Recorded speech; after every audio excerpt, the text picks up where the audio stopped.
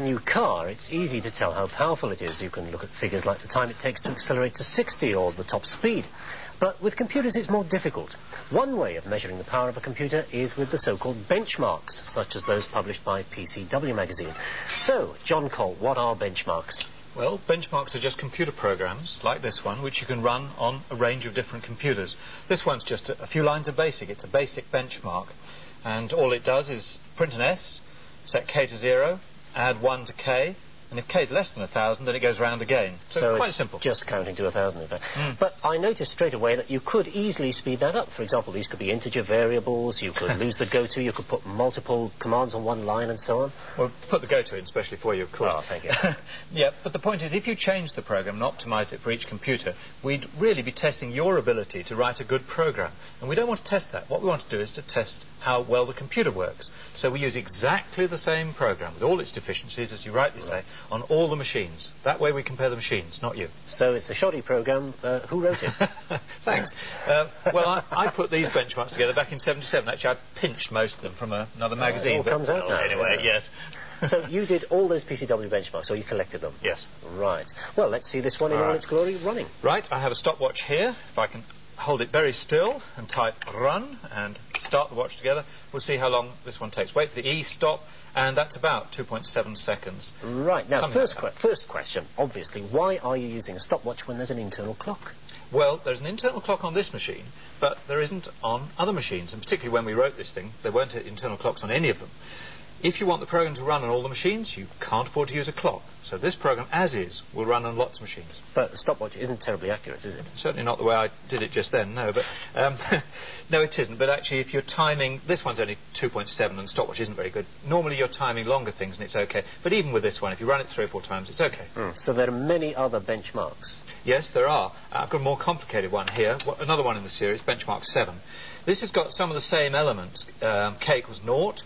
From the old program, and if K is less than 1,000, that's from the previous program. But there are other lines in, like this one here, dim M5, that's dimensioning an array. There's some really wild arithmetic here. A equals K divided by 2 times 3 plus 4 minus 5. You know, higher mathematics. Pretty stretching stuff. And a go sub here, go sub 230, which just does a return. All the usual things you might want to do in BASIC. Right. I see. But of course, there's nothing like the procedures that are exclusively BBC Micro. Exactly. I do notice this, though. This is BBC Basic, isn't it? Colour 129, sound 1, minus 15. The producer, God bless him, insisted that we put that in, turn the screen red. So we've got a specific line in each of these machines. Now, we've actually got 4 machines here.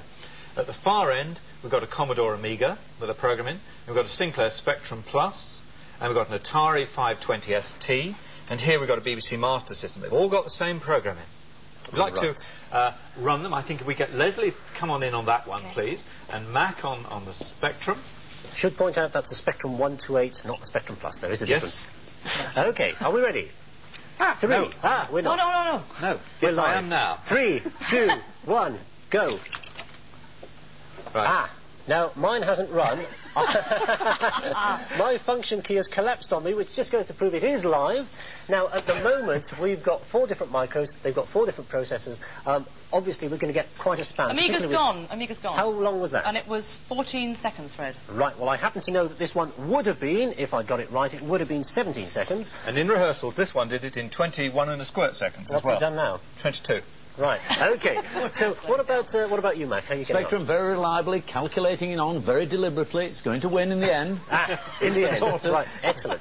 So look, why did the Amiga win? Was that because it's a 16-bit? Well, the benchmark tests various things. Yes, it's 16-bit, but really what it tests is how good the basic interpreter is, or that's another factor. And in many ways, that's testing how good the programmer was who wrote the basic interpreter.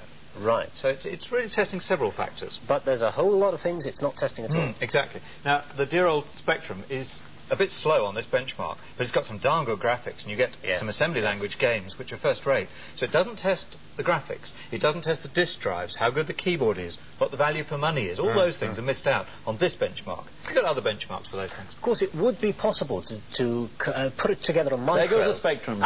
Excellent. 77 seconds. 77 reliably, seconds. I might assure you. Right. Well, actually, that is a bit faster. That we're actually operating that in 48K mode, because we discovered earlier today that if you run that that in 128 mode, it takes, I think, 107 seconds, which is about 30-odd% slower than that. Very strange.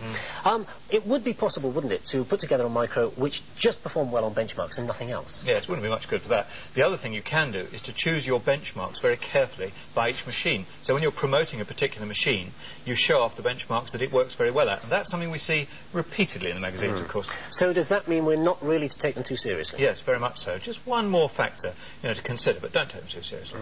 So which of all the benchmarks is the best one? Well, Max said to me during rehearsals, very good advice. It's really to run the program that you actually want to run in real life. That's the best benchmark on the whole thing. Right. Thank you very much, John. Benchmarks, just a rule of thumb.